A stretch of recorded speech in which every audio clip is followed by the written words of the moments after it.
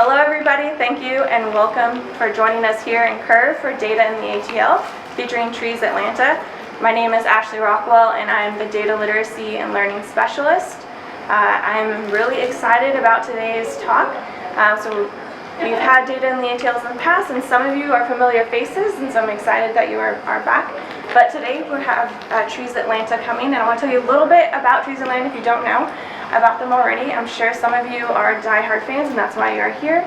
It was great meeting a lot of you when we were doing the tabling event and hearing about your love for trees and loves for Trees Atlanta. So Trees Atlanta formed in 1985. Their goal was actually to make more green space here, like where we physically are in the heart of downtown, and then they spread their work to include more of Atlanta. So there's just been an update in the number of trees they've planted. So when we started promoting this event, they had 140,000 trees. Now they're at 150,000. So yeah, that's very exciting. And so they've done that with an immense help through their volunteers. And so today, James is going to talk about how you coordinate all of that volunteer work, all of the data behind actually planting the trees. So James used to work as the Neighbor Woods project coordinator, so he worked a lot with coordinating volunteers. And this year he started the new position of data manager at Trees Atlanta, and has been helping use data to grow and conserve the tree canopy. After James gives a talk and shows you some really cool data things, Campbell is going to come up and interview him, and I'll introduce Campbell then, and then we'll have time for you all to ask your own questions. And so thank you so much for joining me, and without further ado, this is James Moy. Thanks, Ashley, and thanks to all of y'all for coming, and thanks to GSU for hosting me in this space. This is my first time giving this presentation. Like Ashley said, I'm new to the data manager position, so y'all are kind of my guinea pigs. I'm going to be trying out some of this later on some of our new hires, kind of train them on how we use data. So it's really cool to be here, really cool to put everything up on this huge screen. I hope I don't break it. Yeah, I'll go ahead and get started. So I saw some flickers of recognition in a lot of y'all's eyes when I heard Trees Atlanta. I assume a lot of you guys are familiar with us or came here specifically for that reason. Has anyone here volunteered with Trees Atlanta before this? Awesome, cool. Anybody not know about Trees Atlanta before this very moment? Right on, cool, thank you for coming. So I will dive into a little bit about us, just to bring us all up to speed. We are a nonprofit organization. We were founded in 1985 with the goal of protecting Atlanta's canopy through planting, conserving, and educating. So those three things kind of form the three prongs of our mission statement that guides a lot of our work. The planting, the growing aspect over here is what I used to do as the Neighborwoods coordinator. Neighborwoods is a program that exists all around the country, and the goal of that is to bring more green space, like Ashley said, to where people actually live. So not just in parks, but along the streets, in the yards, things like that. So Neighborwoods, we work with volunteers to plant trees in that little verge between the sidewalk and the road. That's where a lot of our work happened for a long time. We also now can plant trees in people's front yards. We plant them at community centers like churches, really anywhere that people will let us, where the public can enjoy the benefits of trees. So that's the growing component. That's what a lot of people know us for. But equally, if not more important, is the protecting or conserving component. Some of y'all who have volunteered with us may have worked with the forest restoration team. What they do is remove invasive species from green spaces and replace them with native species so that the sort of native ecosystem can return to some sort of state of balance, and so that everything from the soil microbes to the humans and the larger animals can have a space that feels more like home. A lot of our green space and a lot of our canopy, in fact, is inhibited by invasive species. So this arm is really important, and that team just this year actually got even bigger than the Neighborwoods team. So they're funded a different way by different contracts, but it's been really exciting to see the work that they do. The third prong of our mission is education. So we lead everything from adult workshops and things like how to weave a basket out of kudzu that you've pulled up to how to advocate for your canopy, talking about the tree protection ordinance that we're trying to get passed. We also have a team that works just with kids, so they do visits to around 50 schools a year in the metro Atlanta area. And we actually host a summer camp right now for spring break, or a spring break camp for little ones, the grade school kids, as well as a summer camp, a fall break camp, and we have a program called the Youth Tree Team, which this year is breaking a record, hosting 50 students. It's a green collar training program for high school students where they actually get paid to learn green collar skills like what I was just talking about, while they're also learning professional development skills. So as they can go into college with kind of a directive already if they know that they want to work in a specific kind of realm of conservation. That's a really cool program. And like I said, I think that started just in 2016 with something like a dozen kids, and we're up to 50 now. So that's really exciting. There's a lot more information about each of these prongs on our website if you want to learn more. We accept volunteers in all different kinds of ways. As Ashley mentioned, just this year we planted our 150,000th tree. On average, we plant around 7,000 trees per year. That started off, though, with just 50 trees at Carnegie Place, not too far from here. Since then, like I said, our work has migrated from just being in that verge to being in all different kinds of places. So in 1999 was when we started kind of a lot of our green space advocacy, and when we helped get the Morningside Nature Reserve set aside. We've been working in a lot of other green spaces since then. Our most recent project is down in Lake Charlotte, down south of Moreland, and I'll talk a little bit more about that a little bit later.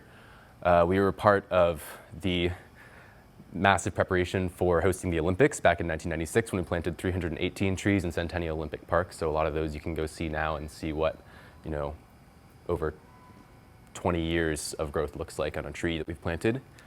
In 2020, we launched our 1 Million Tree campaign, which is a coalition of nonprofits like us and city governments like Atlanta, Decatur, all these other places that we work, and some corporate sponsors as well, to protect or plant 1 million trees in the next 10 years, recognizing that this is a pretty pivotal time for the city of Atlanta. We want to keep that title of city in the forest kind of still relevant. Has anybody heard that before, that Atlanta was a city in the forest? I actually didn't know that until I started working at Trees Atlanta, and I've lived here for 27 years, so that's kind of silly. But whenever my relatives came and visited, they'd be like, there's a lot of trees here, and I was like, I don't know what you're talking about. So that's been a huge point of pride for us. In addition to the 1 Million Tree campaign, we've also recently launched a downtown planting campaign, which is especially relevant to y'all. We've made a commitment to plant 8,000 trees in the next 10 years in downtown. Currently, downtown, as you might expect, has the lowest tree canopy of any neighborhood in Atlanta at 3%, and we're aiming to double that in the next 10 years. And when I say canopy, what I mean is basically this: if you look at this satellite view of the city, the continuous area of green, of leaf that creates this kind of shade that natively is what covered the entirety of the Georgia Piedmont. There's a saying that back before colonial times, a squirrel could run from, I think it was Georgia, all the way to Maine without ever touching the ground. Basically the idea that this entire area, the entire East Coast, was blanketed with a pretty much continuous cover of trees, and that was patchy, there was prairie, there was all this stuff, but the idea that there was vast connectivity, and that's sort of something that guides a lot of urban foresters like us. For those of you who don't know, there's an organization like Trees Atlanta in basically every major metropolitan city in the US. So if you're ever traveling, it's a cool way to see a new city, is volunteer with them. Yeah. So how do we accomplish that mission that I was talking about? When you're working in environmental work, you attract a lot of really passionate people. It's very emotional work. Most people come to environmental work and conservation, because they have a connection to the land that they want to protect. And it's important when you're working with coalitions of people like that who, have a similar goal of conservation but come from different backgrounds, to have a guiding mission like ours and to back that up with data. So we consider ourselves a data-driven organization. We use it kind of from start to finish of all of our projects to make sure that we're on track and transparent in how we work. One of the most important things that we use data for is reporting our work to our various sources of funding.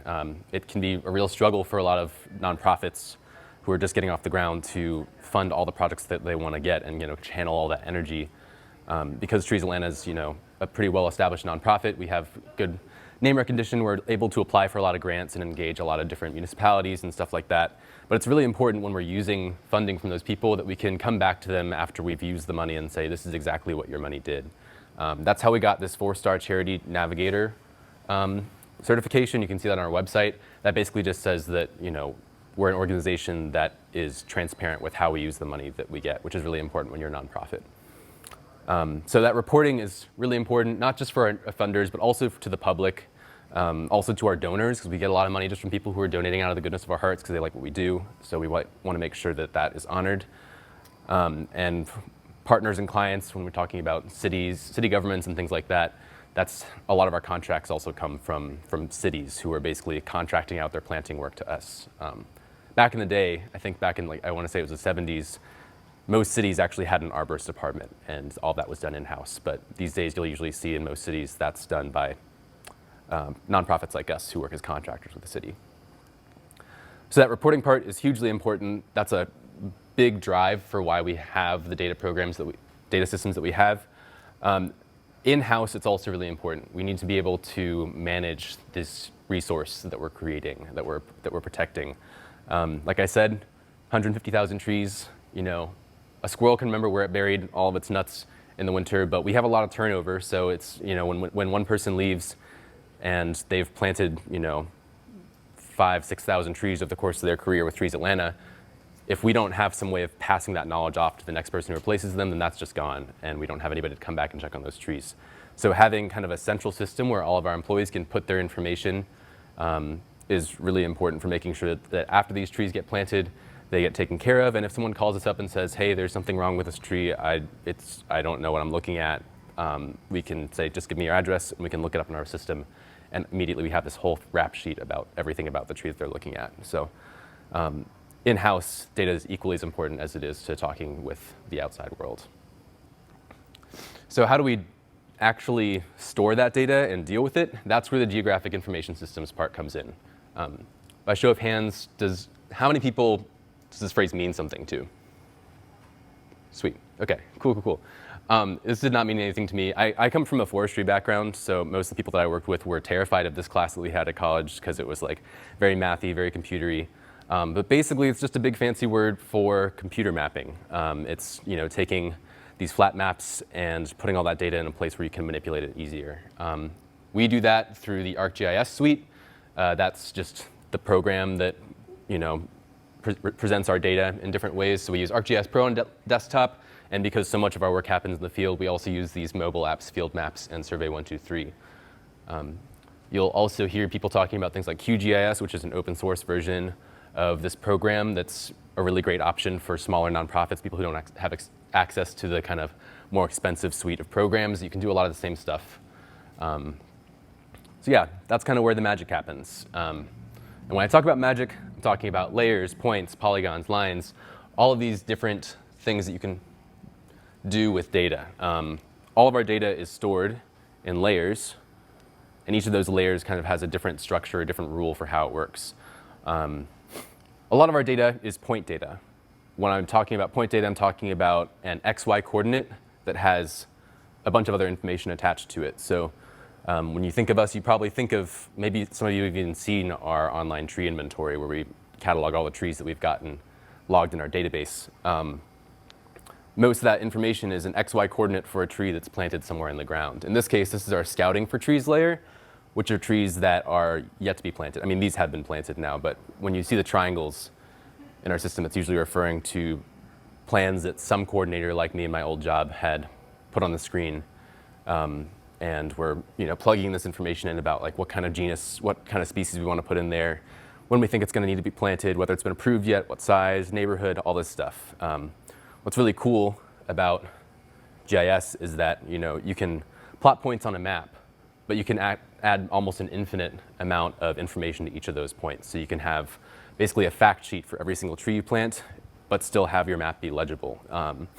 Then using that fact sheet, you can generate these filters. So this filter, for example, says, take all the trees that I've put in the system that have been approved by the city arborist and that we've decided we're going to order from this specific nursery, and show me only those. So you can use basic logic to filter through your map and see what you've got.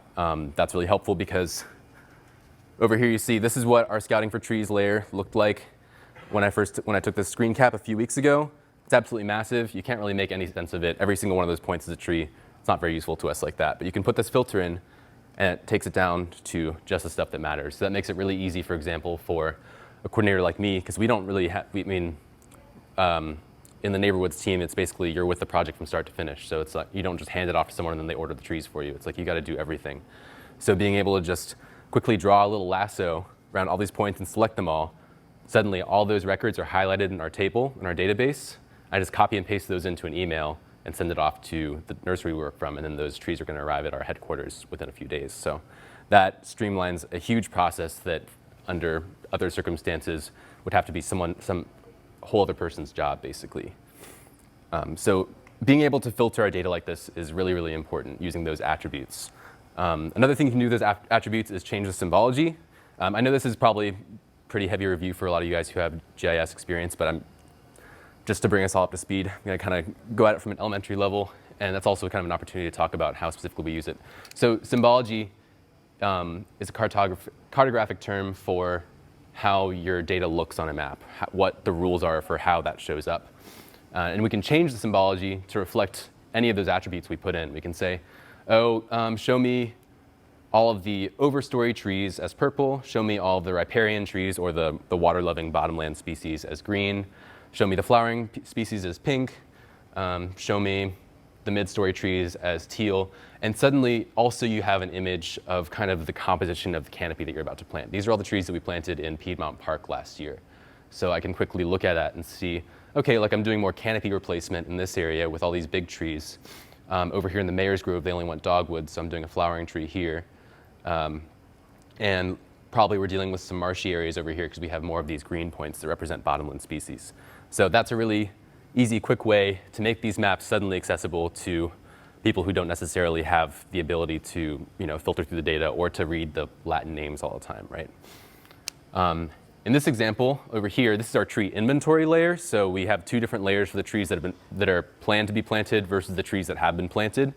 Our tree inventory layer catalogs, I think, everything since like the mid-90s. We're still actually working on digitizing some of our older records from plantings back in the 80s.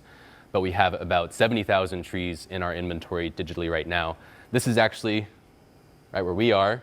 So I pulled up an example right here.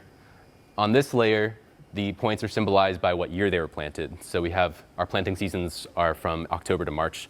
So our planting seasons are like 21, 22 or 08, 09 to kind of transcend that, or like bridge that whole winter season that we plant in. This tree, for example, it's right outside the library, was an American elm that was planted in 2015 at 4 inches wide at the base. So that's all information that I can get just from looking here. And then I looked at that elm when I walked in today, and it's about this big now, so we can see how much it's grown, which is pretty neat. This is on our website too, so it's a really helpful resource for people who are just learning their trees for whatever reason. If you can just go on a walk around your neighborhood and pull this up on your phone and click on trees as you walk and learn more about them. So it's really helpful for management on the inside, but we can also adapt this stuff to make it an educational resource for people on the outside too. So yeah, like I said, it's like you can put all this information in one way, but you don't have to make a whole lot of decisions about how to display it in that moment, as long as you capture good data. You can change all that later. So points are a huge part of how we store data about our trees, but we also use polygon and line data to create more context around those points. Polygon and polylines, as they're called in ArcGIS, are just a single record in your database that instead of having a single XY coordinate has several, up to an infinite number, but at least two. The only difference between polyline and polygon being that the line connects at the end, right? So this example here, well, I'll start over here actually. We get a lot of our polygon data from the city. For those of you who don't know, a lot of municipalities have a GIS clearinghouse as part of their government website where you can download all sorts of cool stuff like outlines of the neighborhoods or the local hydrology, what the different ratings of the streams that go through the city are. So we can download all of that for free and add it to our database to add extra context. The neighborhood is especially helpful for a lot of our work because when we plan tree plantings, we plan them on the neighborhood level. We usually work really closely with neighborhood associations or HOAs, things like that, to make sure that whatever we're planting is going to serve the people who actually live there. And we want to make sure that those people have sort of a sense of agency in how that planting happens. So it's really important to us that we can, when we're scouting for trees, looking for places where we can put more trees each year, that we know what neighborhood we're putting those in. We can easily run a little analysis that will kind of lasso all the points that happen to be in Grant Park, for example, and share that map with our contacts in Grant Park so that we can get the word out about that planting or gather input on it. So we do that through the use of polygons. Another thing that's really cool is we can create our own polygon data. So our forest restoration team that I was talking about earlier that works in green spaces, a lot of times the management zones that they are working in that are either defined by the people who asked for the project, like the Friends of Park group. For those of you all who don't know, most parks in the city of Atlanta have some sort of Friends of Park group, which is a way that you can get involved with managing that green space. We'll work with those a lot. They might be like, oh yeah, that like area over there that's really muddy, like we kind of want to get some bushes in there, something to soak up some of that extra water. So to kind of formalize that process, our forest restoration team will go out there with GPS units and actually create these management zones. You can see these little blocks here that are numbered so that they can actually report back on the work that they do in that muddy area in kind of more of a empirical way. That makes it really easy to hand off projects between different people in the team, so they can be like, oh yeah, it looks like we need to do another round of mowing or removal in zone 6 and blah, blah, blah, blah, blah. So being able to add your own context and kind of create your own zones, polygons, and polylines in these layers can make it a lot easier to do management. You can see here, they actually they do their own mapping of the streams rather than using the city data, because sometimes the streams they'll migrate over time. And they also like to map the trails, and so that in yellow you see here the access trails that they use to get to the places that they work in. So that can be really helpful because you can actually just click on one of those and the system automatically calculates, if you tell it to, automatically calculates the length of that line. So you can actually get an idea, oh, I'm going to have to hike in for 0.6 miles with all this gear to do my work today. So a lot of that stuff helps our team when they get into the office at crack of dawn, 7 a.m., figure out what tools they're going to need to go through their day. This is not polygon or line data, this is just point data, but this is in the same layer that we have here, or in the package of layers that we have here, which is our site information layer. We have camera points, these little red flags here, and points of interest. I think that's a really cool example of how this team uses data. So they drop a GPS point in specific strategic points in whatever green space they're working. And then as they're doing their work, at the beginning of their work, they'll take a picture of a specific area. And then at key points throughout that work, they'll take benchmarking pictures so that they can actually track their progress. So this is a really helpful thing to show people who don't necessarily have the forestry or botanical background to know, which things are supposed to be there, which aren't, know what good work looks like. This is a pretty clear difference of what the area looked like with invasives to what it didn't. And they're able to keep track of exactly where those points are so that, if there's a changeover in teams or someone has to sub in for somebody else to do the work today, they can still take the right picture, because this is ultimately, this is the money shot. So being able to put all this stuff in the database is super helpful for the work that they do. And I mentioned earlier, this forest restoration team works on a lot of contracts. They work on a lot of smaller scale things. So whereas the neighborhoods team, which is what I worked on, is a contract with the city where they're basically like, you can plant trees with the approval of the community, of course, anywhere in the city that is public property. Just go nuts. We'll just run it by the arborist and you can do whatever you want. The forest restoration team has to apply for specific contracts for every single place they work. So being able to organize all of their management data really quickly and pull it up makes it so that it's, things aren't getting lost in the shuffle, because you can lose a client really quickly that way. Here's some more examples of the kind of field data that I'm talking about, like polygons versus points. This is another example of data that the forest restoration team generated themselves, a monumental amount of work. I mentioned we're working in the Lake Charlotte Nature Preserve this year. There's a lot of invasives in that area. This is a tract of land that was acquired by the city that they're going to turn into a nature preserve with parks and trails and stuff like that. And in order to make that kind of more usable both to the public and also to the species that live there, there's going to have to do a lot of invasive removal. So there's things like wisteria, kudzu, Chinese privet that are blocking out the understory and preventing the canopy from regenerating the way it should. And they went in there and created these transects basically and map the density of different species in each of those transects. So you can symbolize this based on, oh, I need to go out today and remove privet, like where are the spaces that I need to do that in? And suddenly you've got this heat map that shows you all the places where the privet is the most dense. So like I said, that's really helpful for being able to quickly assign tasks to your crew. It's also really helpful if you ever get lost out there, if there's 3 of them wandering around in this 200-acre wilderness, they can be like, oh, I'm in zone 6A or whatever, something like that, and they can quickly navigate. I'll show a little bit more about how they do that later. This is a layer that we recently added to the database that I helped with, really excited about. The shades aren't showing up super, oh, that's actually, you can see it pretty well. This is the social vulnerability index from the CDC.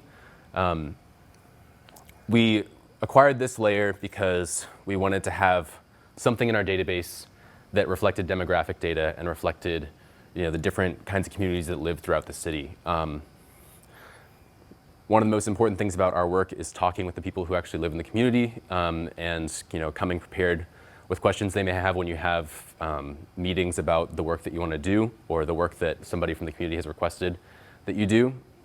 And having this social vulnerability index layer gives us an overview of the kinds of people who live there, whether they have access to public transit, what the median age is, whether they have health care. All this stuff gets kind of distilled into a single index score that gives you an idea of the social vulnerability of that community. Some of y'all may know that we tend to see lower canopy in areas that have lower socioeconomic status or higher rate of non-white residents, things like that. Basically, canopy can be expensive to some people. If any of y'all know somebody who's had a tree fall on their house, that's a traumatic and really expensive ordeal. And if that happens to somebody who's already living paycheck to paycheck, that means a completely different thing than if it happens to somebody who's got savings and stuff like that. So that's something that we need to be thinking about when we're doing outreach for these projects, is making sure that the types of trees that we're planting are appropriate, and that if we're going to be planting near people's houses, that we're doing enough outreach to make sure that anybody who doesn't want that tree for whatever reason has an option to reject it. We're also hoping to incorporate this layer in other parts of our mission, like using it in our benchmarking. We want to make sure, we already have a goal of planting in every single district in the city every single year, but we want to be able to make it so that individual coordinators like me who would set goals for ourselves every year for, I want to plant this many trees in along rivers that are eroding, or I want to plant this many pollinator species, blah, blah, blah, blah. We want to be able to give this resource to them so that they can also target, they can create goals that are socioeconomic in nature, because a lot of the research that's coming out right now shows how important canopy is to community health.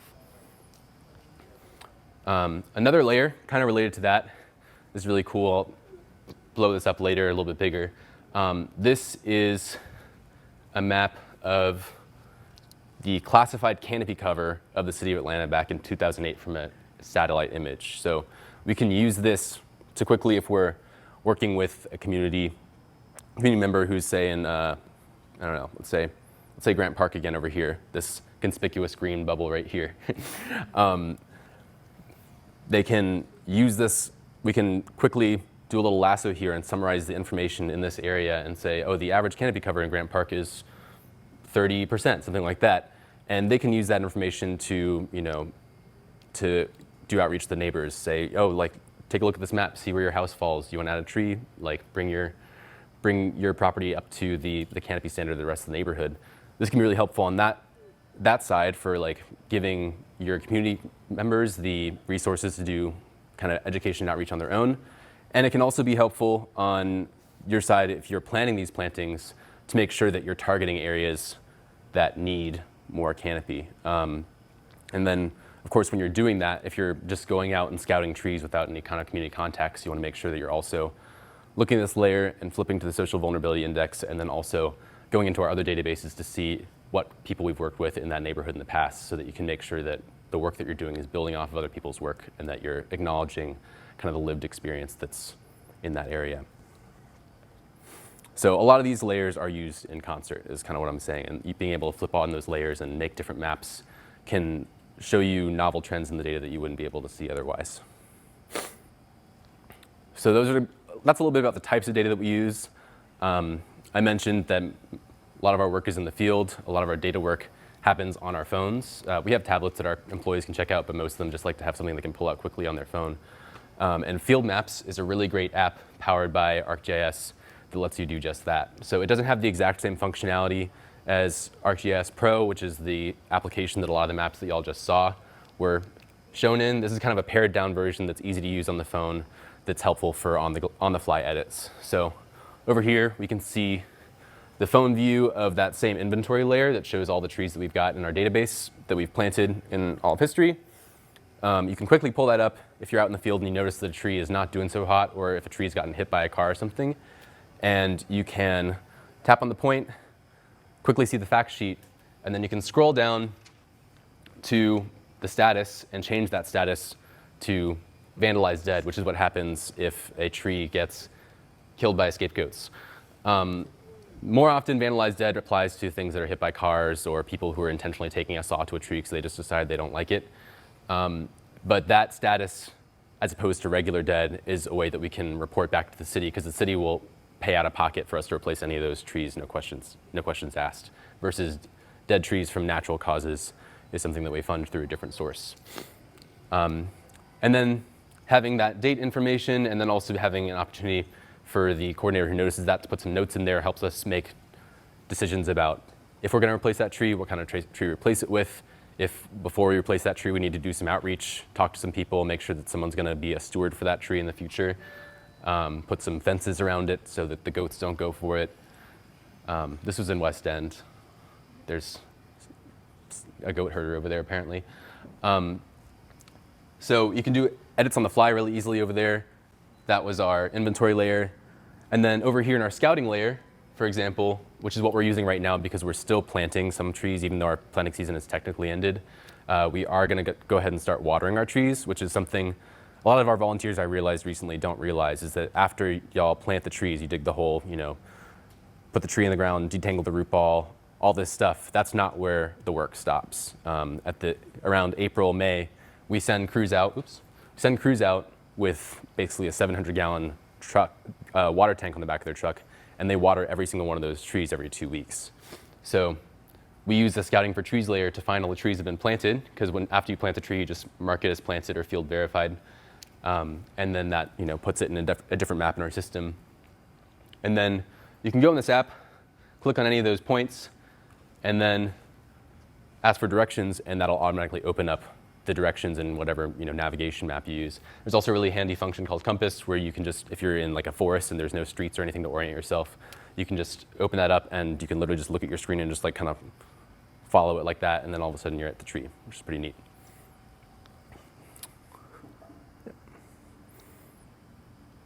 Hello? There we go. Another app that we use a lot for mobile functionality, Survey 123. This is another way of interacting with the same data in that same database powered by ArcGIS. This is a way of creating data without necessarily having to have like the same kind of map expertise. So it takes those attribute data and turns that into a survey in plain speak, so that our volunteers, for example, who do a little bit of our data collection themselves, don't have to necessarily be fluent in GIS software to do database work, especially because a lot of our volunteers are elderly, and at some point they get tired of digging the holes, but they still want to be involved in some way. This is a way for us to give them a really important and meaningful task that isn't as taxing on their body, so they can just go out there at their leisure, and we can give them an assignment. Oh, we need to verify all the trees in this neighborhood, and they can go through there and use the Survey 123 app and just quickly answer questions, and that gathers GPS data while they're doing that then anchors it still in our database in some way. This survey, for example, is used by our Beltline manager to report any issues along the Beltline, because we do inspections. For those of you all who don't know, we, in addition to working in green spaces, part of our conservation team is doing landscaping on the Beltline. Most of the Beltline vegetation is native or naturalized, and the goal there is to create like kind of a green corridor for both wildlife and people to connect the city better. So we use this inspection form to note issues like erosion or places where trees have been vandalized, things like that, when we do our inspections with Atlanta Beltline, because that's one of our major partnerships. You can see here, I just like to take the silliest examples I can get from our database. So this is, if anybody knows the little railroad men that are over on the Beltline, like kind of near Piedmont Park, that are made out of railroad ties and stuff. One of them's been missing his arm for a while. As you can see, it's in progress. We have not put the arm back on yet. It's not really our responsibility, but we kind of end up being the stewards of the Beltline in more ways than one. So that's really helpful on that side for doing database hygiene, database upkeep. Over here, we're actually generating new data constantly for all the work that's completed. So we use our project timesheet. It's powered by Survey123 for basically every single task that an employee completes in the field. They generate a quick little report using this thing. So they'll say how long the task was, if they had volunteers. They'll put the number of volunteers in there, and then it automatically calculates how much time was spent out of the company's payroll versus how much time was done by volunteers. And we also upload our sign-in sheet so that those volunteers can get credit for the hours that they did if they're doing it for community service or to get a graduation requirement or something like that. So all that information goes in our database immediately while the people are still in the field, making it accessible to all the different folks in the organization.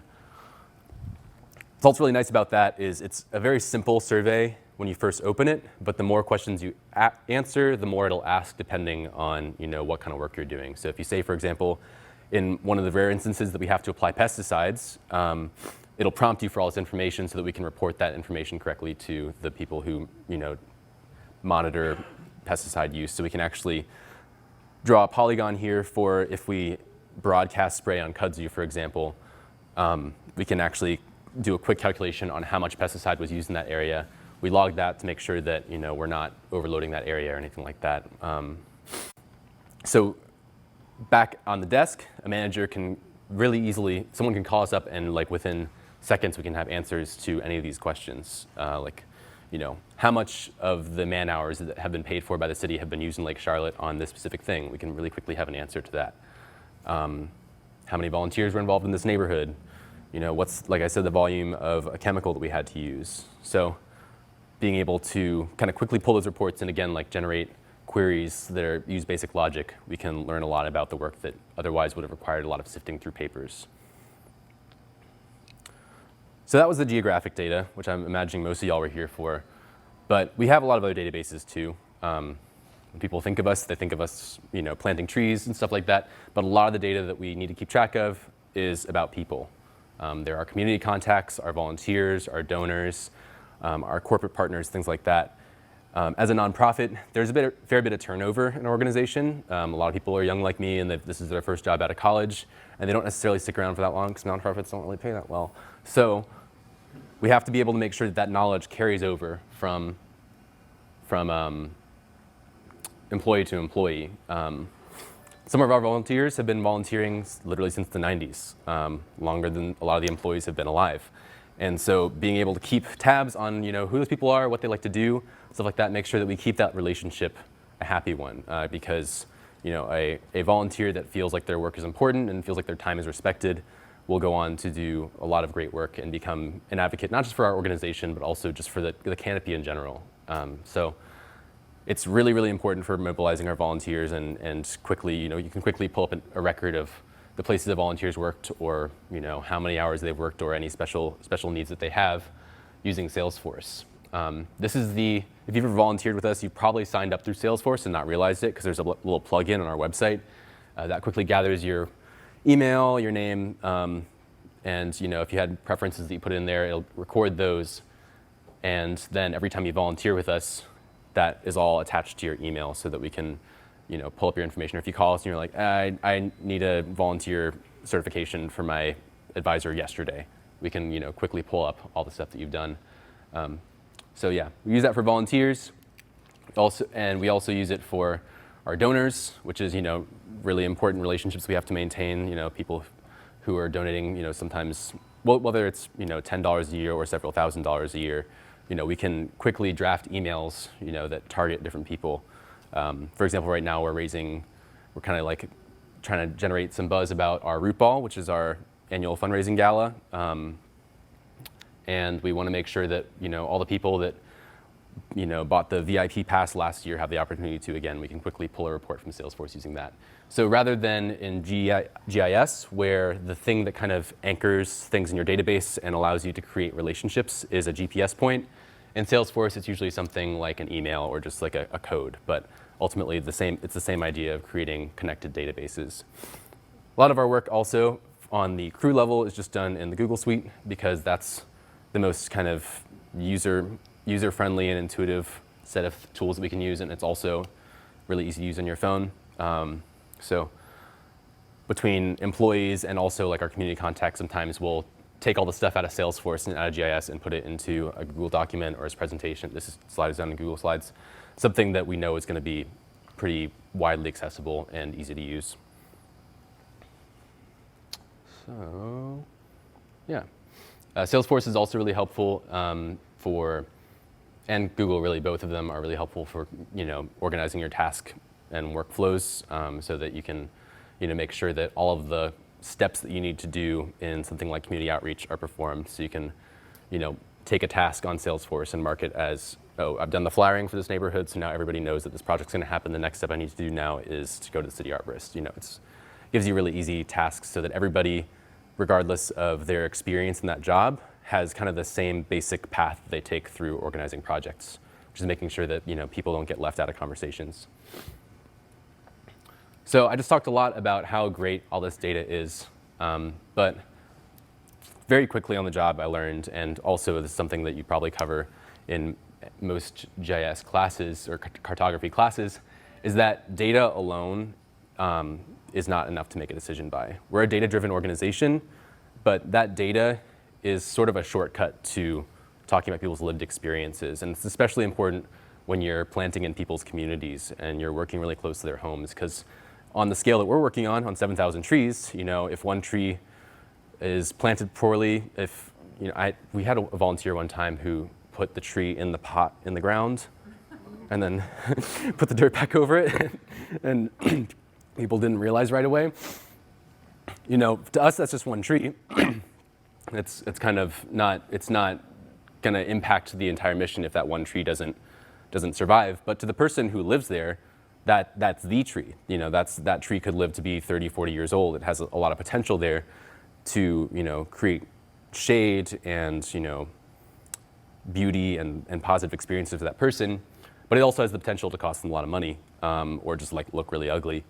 So recognizing that for all these data points, there are people who are attached to those data points who are affected by the decisions you make is really important. There was an adage that I heard in my GIS class, which may be familiar to some of y'all. All maps lie flat and all flat maps lie. Basically the idea that as soon as you try to put geographic data in a flat plane, you're creating slight errors, biases, distortions of the data. If you look at a map of the United States, for example, Alaska looks massive, and it is massive, but it's not quite as big as it looks on that map by area.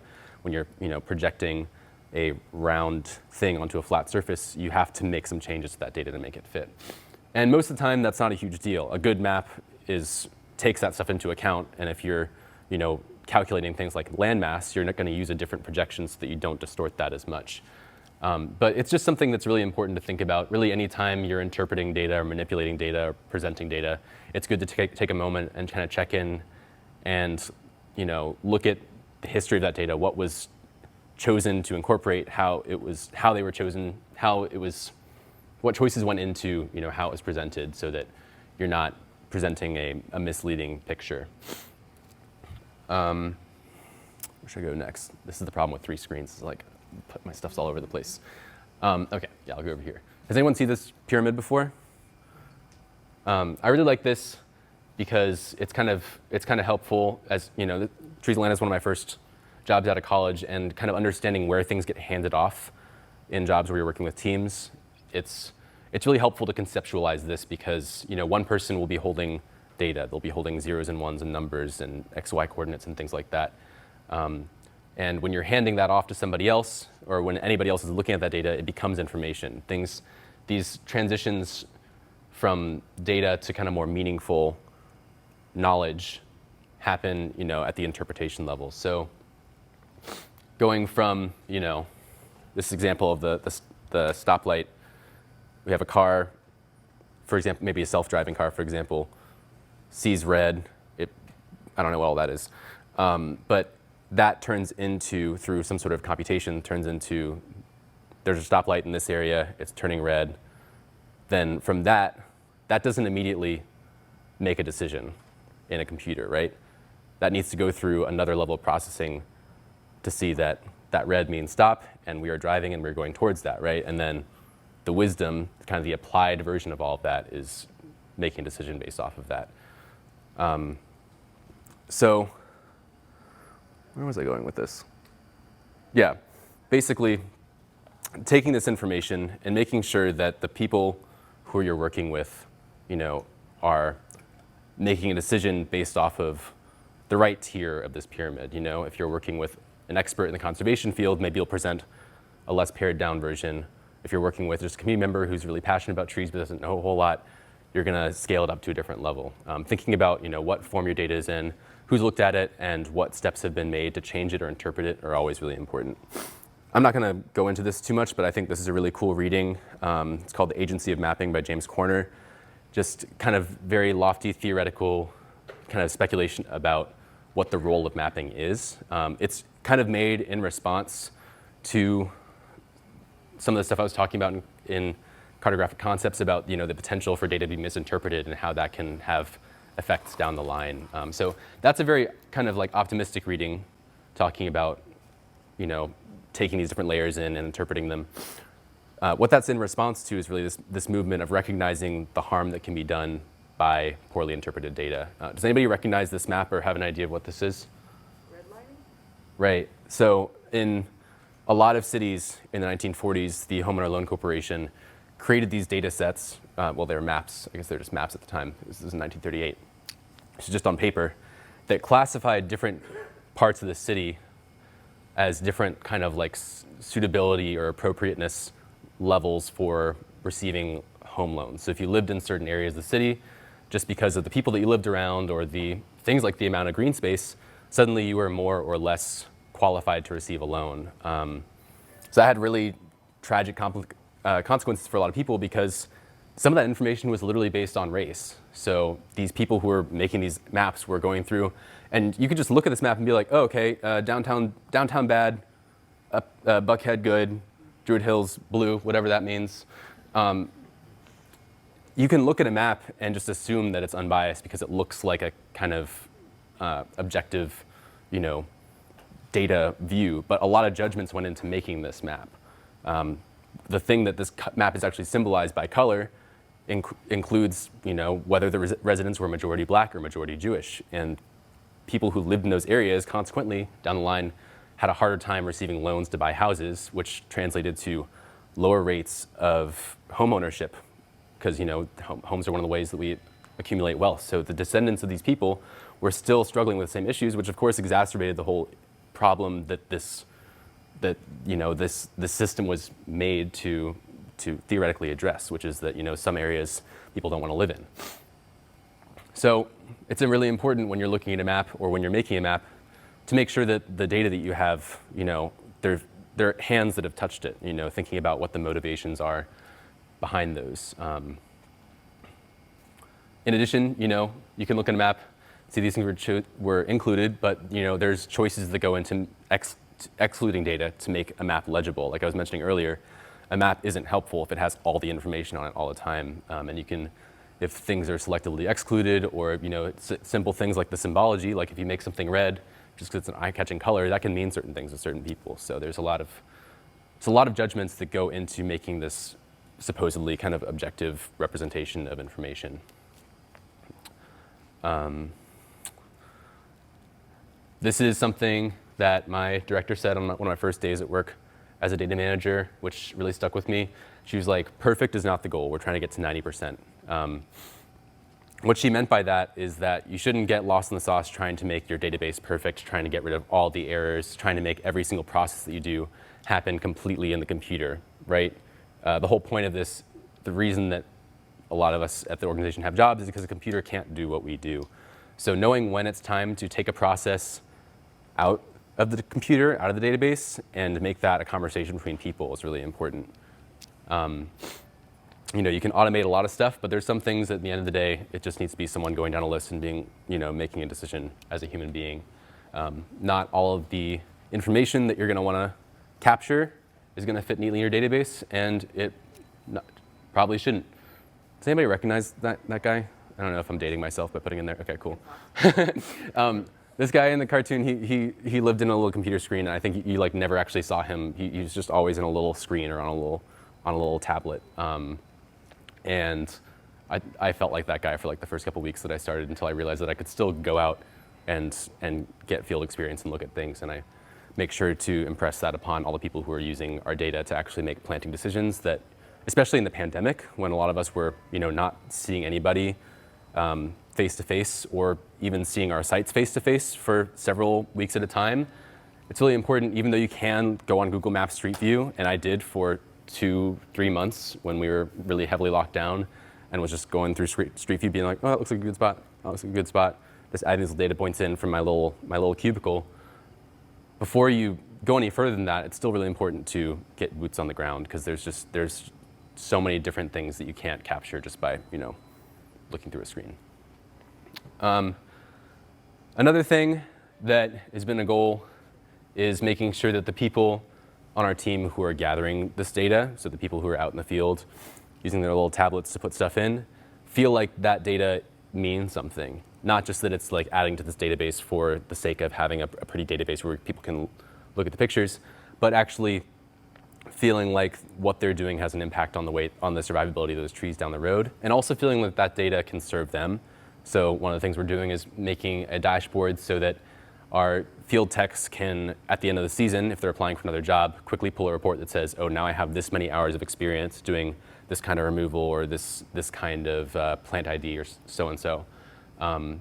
It's really important if you have people who are generating data for you, especially if they're doing it for free, or if it's not immediately benefiting them in their job role, that they get times during trainings or periodically somehow to see how that's working for them and working for their team.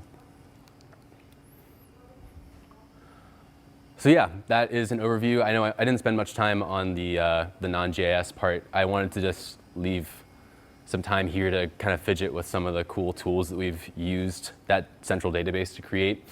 I arranged these different examples kind of in order of the planting process, because what's really neat about our system is that you can generate that XY point once when you're like, I think a tree might go here. And then that XY point gets handed off several times throughout the process. That central piece of data doesn't change, but it has all these different things added onto it and these calculations made. So somebody 6 years ago could have decided that maybe they'll plant a dogwood tree on this corner, and then it never happened, but that data point lived in the database. And later on, when a neighbor was like, I think we should plant trees along this street, they can pick that data point back up, roll with the project, use it for outreach, use that data point to navigate to the planting site the day of, put the tree in the ground, mark it as planted, and then that data point is used to also store information about how it's maintained, who the people were that requested the tree, all the way down to later on when we're saying, oh, this is how many trees totally planted in this neighborhood. So that's kind of like taking that point through the different stages of our work. Let's see. I think one of the things I'll talk about now is our dashboards. This thing over here. I think it's this one. Let's see if that opens up. Oh yeah, thank you. So one of the really cool things about the ArcGIS suite is that you can create these dashboards that let you look at a lot of different information at a time, and all of this stuff is going to respond to the filters that you apply. So this is a dashboard that summarizes our scouting for trees layer, all the trees that we might plant. And you can see the map over there, and all these different graphs and stuff are all connected to that map. And I can scroll through here, for example, just click my name, and suddenly all these change to show me the work that I've done. So I can quickly answer questions, or I can see maybe holes in where I've done work this year that I can encourage other coordinators to pursue leads in that area to make sure that we're doing our work evenly throughout the city. I can also Right now, this time of year, because we've just finished planting all of our trees, we have to make sure that all of our data is really clean before from a scouting layer into our inventory layer, which is where things live for posterity. So I want to make sure I can use this screen right here to quickly cycle through those really important fields in our attributes, like the nursery data, and see, okay, 7% of my trees, I haven't listed what nursery they came from. That's really important because if we get a lot of trees dying from a specific nursery after 1 year, we can make sure that we don't order that tree from that nursery again for whatever reason. You can also see how many of the trees that I planted were replacements versus new trees. I don't even know what this one does. It's just me. What size? You know, who was paying for the majority of the trees? Things like that. So these dashboards are super helpful. If a little bit tricky at first to figure out. What else do we have here? I talked a lot about using those maps to guide our employees, but what's really nice about these and about being able to have this custom symbology is that you can also create something that's pretty intuitive for anybody to navigate. So these don't have the labels on right now. This is again that example of the planting we did in Piedmont Park with the symbology changed and the attributes pared down, so it's really easy for example, our contact with the Piedmont Park Conservancy to share with their board, and anyone can go through there and click, and they just get the information that they need. They don't see all that huge rap sheet that we have. So that also makes it really helpful, even though, you know, not everybody is tech literate. We can take a link to this, put it in the QR code, and put that on a little H-stake sign at important intersections, and suddenly there's a really easy way for everybody to access a lot more information about this planting than they would have if we just put a flyer that says we're planting trees. And how am I doing on time? Do we want to go into questions, or should I put it on here?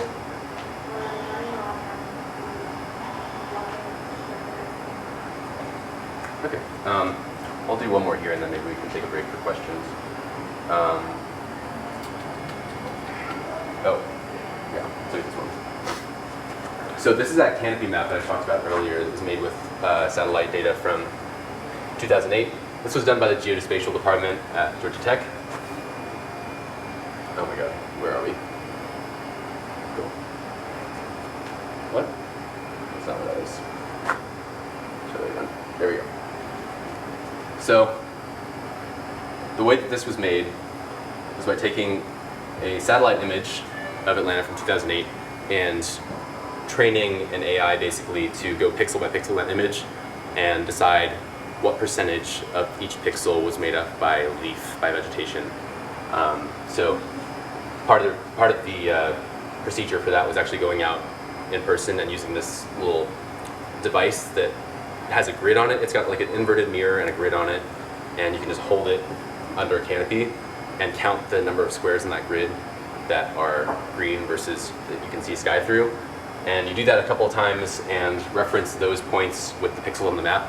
And over time, that teaches the AI how to classify different pixels as different amounts of canopy. So we can see now that just like went and did a massive amount of work that a human would never have been able to do feasibly on their own. And now we can quickly zoom into any neighborhood when we're talking to a community member and be like, oh, did you know that you have 30% on average canopy cover in this neighborhood? We can also just share that with people so that, you know, if we have people who are really interested in doing their own advocacy, this is just a tool they have on hand. This one's funny because, oh god. This is actually, for those of you who are ArcGIS people, this is actually a vector layer. I assumed when I saw this at first that this was just like kind of another raster or just a set of pixels, like basically a picture. But every single one of these little squares has like an XY thing delineating it, which I think makes it like a much chunkier data file to interact with. But it also means that you can click on any single one of them, and theoretically a percentage point would come up that tells you, what the percent was for each of those squares right there. So yeah. All right. With that, I'll leave this up in case we want to go back to any of those dashboards later, but we can take some time for questions. Yeah, so that was awesome. Thank you so much. You want to give my